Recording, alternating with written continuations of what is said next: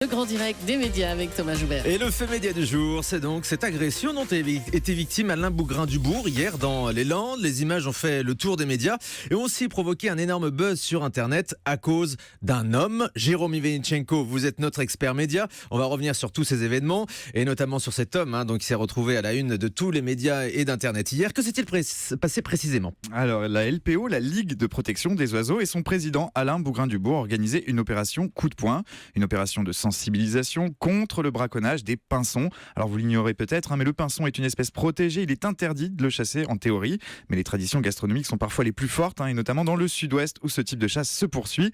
C'est donc pour dénoncer ce braconnage qu'hier matin, Alain Bougrain-Dubourg et une poignée de militants de la LPO se rendent à Odon, un petit village des Landes, entre Dax et Mont-de-Marsan. Ils veulent braquer les projecteurs sur cette pratique interdite. Avec eux, ils emmènent des journalistes, un photographe de l'AFP et une équipe du JT de France 2 notamment. Sur place, les membres de la LPO commencent alors à arracher des pièges à pinsons, mais rapidement, le ton monte avec des riverains, avec ceux qu'Alain Bougrain-Dubourg considère comme de véritables braconniers. Et hier, c'est le JT de 13h de France 2 qui raconte la suite des événements.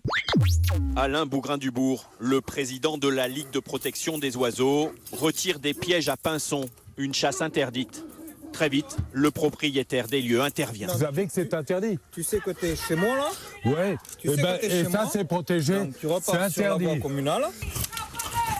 Tu vas dégager de là. Vite. Alain Bougrain-Dubourg est expulsé violemment. Tu dégages de là. Et vite. D'autres personnes arrivent, dont cet homme muni d'une pelle. Les militants LPO sont pris pour cible, les journalistes aussi. Notre caméra nous est arrachée, les pneus des voitures crevés. Ah non, tu veux les caméras? Nous aussi on va l'avoir la caméra. Alors après un quart d'heure d'altercation, après l'intervention de la gendarmerie, les journalistes récupéreront leur matériel et ce petit village des Landes retrouvera son calme. Alors sur ces images diffusées hier, un homme a particulièrement retenu notre attention. Oui, parmi les riverains qui tentent de s'opposer aux militants de la LPO, un homme attire tous les regards. D'ailleurs, le commentaire du reportage qu'on vient d'entendre y fait allusion. Cet homme, il brandit une pelle pour intimider ses interlocuteurs. Il a l'air franchement menaçant. Mais soyons honnêtes, s'il retient notre attention ce matin, c'est pour une toute autre raison. C'est pour sa tenue vestimentaire.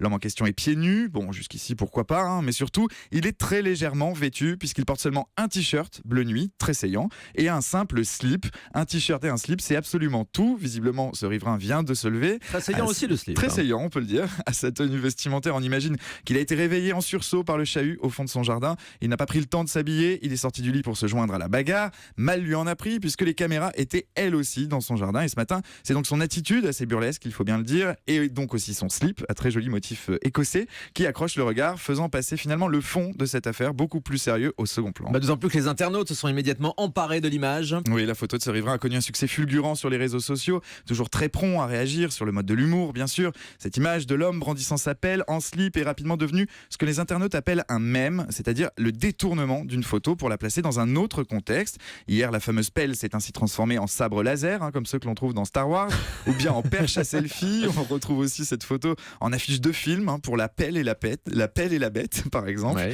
Hier, on a aussi assisté très vite à l'apparition de ce qu'on appelle un hashtag, un mot-clé. Ce hashtag partagé par plusieurs dizaines de milliers d'internautes hier, c'était Sleepgate, le Watergate du slip. Finalement, ce matin, cette affaire, on préfère en rire. Effectivement, c'est vrai que c'est assez rigolo, risible et pour ce pauvre homme qui se retrouve dans le monde entier en slip. Il y a quelques images qu'on peut voir sur Internet avec, vous l'avez remarqué, ce slip à motif écossais. Vous avez le sens du détail, Jérôme. Merci beaucoup.